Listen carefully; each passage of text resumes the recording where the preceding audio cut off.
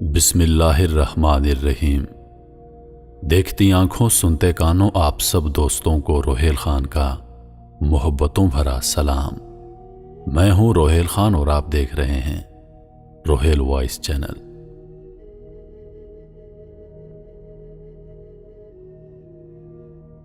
حضرت ابراہیم ادھم رحمۃ اللہ علیہ اپنے زمانے کے بہت متقی بزرگ تھے۔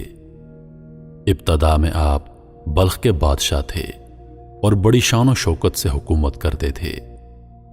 ایک رات جب آپ اپنے محل میں سو رہے تھے، آپ کے ساتھ عجیب و غریب واقعہ پیش آیا۔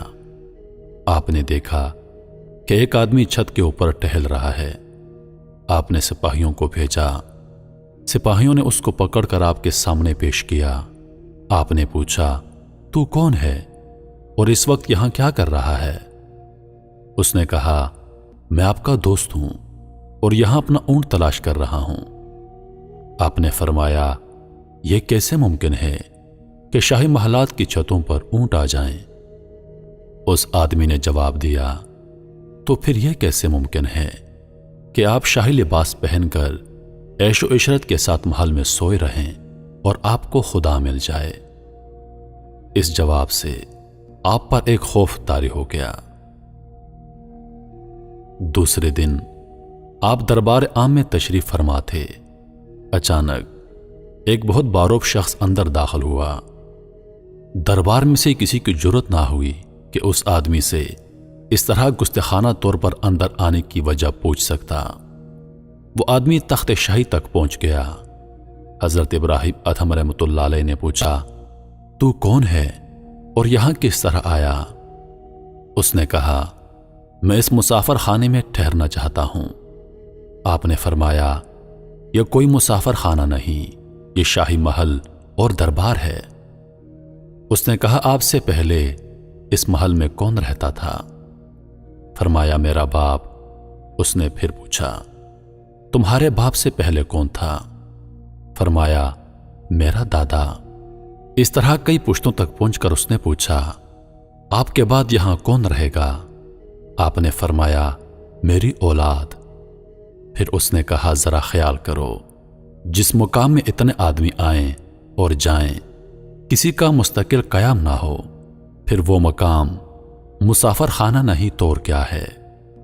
یہ کہہ کر وہ شخص باہر آ گیا۔ آپ اس کے پیچھے دوڑے اور پوچھا، آپ کون ہیں؟ انہوں نے جواب دیا، میں خضر ہوں۔ یہ سنتے ہی آپ پر خوف طاری ہو گیا۔ آپ گھوڑے پر سوار ہو کر نکلے۔ اس وقت آپ نے آواز سنی، ابراہیم، اس وقت سے پہلے جاگو جب تمہیں موت کے ذریعے جگایا جائے۔ چنانچہ آپ تخت و تاج سے دستبردار ہو گئے اور سچی توبہ کر کے اللہ کی تلاش میں نکل پڑے۔ اپنے گناہوں پر روتے جاتے، جنگلوں اور وادیوں میں پیدل گزرتے اور اللہ تعالی سے معافی مانگتے جاتے، حتیٰ کہ 40 سال تک آپ گریہ وزاری کرتے رہے۔ روایت ہے کہ آپ نے ایک دن ایک فقیر کو دیکھا جو اپنی غربت کی شکایت کر رہا تھا۔ آپ نے فرمایا، معلوم ہوتا ہے کہ تو نے فقیری مفت میں حاصل کی ہے۔ اس فقیر نے پوچھا، کیا فقیری کو خریدا جا سکتا ہے؟ فرمایا، ہاں، میں نے حکومت دے کر یہ فقیری خریدی ہے۔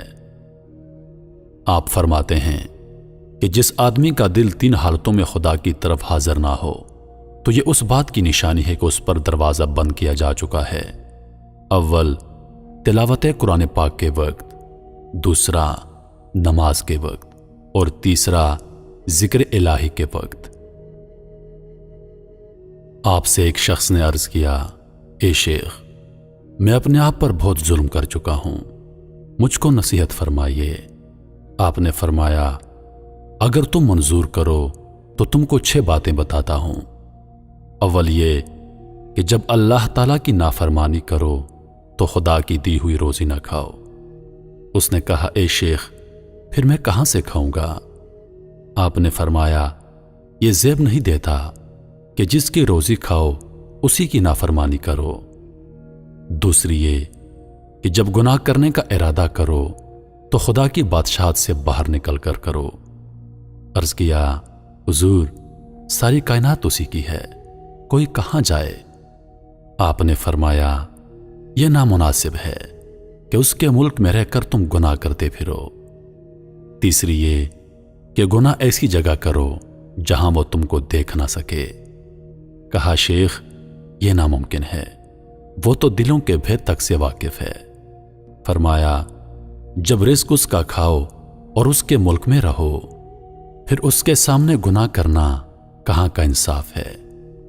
چوتھا یہ کہ جب موت کا فرشتہ تمہارے پاس آئے تو اس سے کہہ دینا کہ مجھ کو ذرا توبہ کر لینے کی مہلت دے دو۔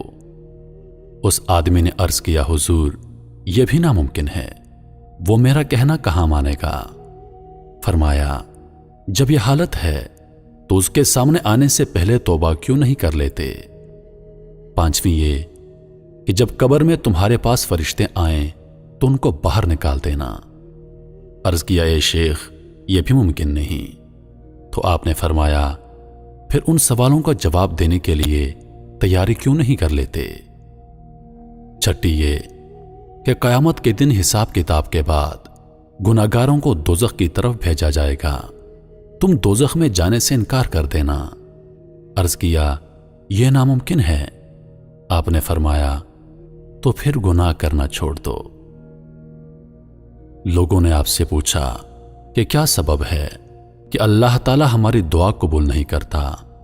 آپ نے فرمایا تم خدا کو جانتے ہو لیکن اس کی اطاعت نہیں کرتے، رسول اللہ صلی اللہ علیہ وآلہ وسلم کو پہچانتے ہو مگر ان کی پیروی نہیں کرتے، قرآن پڑھتے ہو مگر اس پر عمل نہیں کرتے، اللہ تعالیٰ کی نعمت کھاتے ہو مگر شکر نہیں کرتے، جانتے ہو کہ دوزخ گناہگاروں کے لیے ہے مگر اس سے ڈرتے نہیں، شیطان کو دشمن سمجھتے ہو مگر اس سے بھاگتے نہیں، موت کو برحق سمجھتے ہو مگر اس کی تیاری نہیں کرتے۔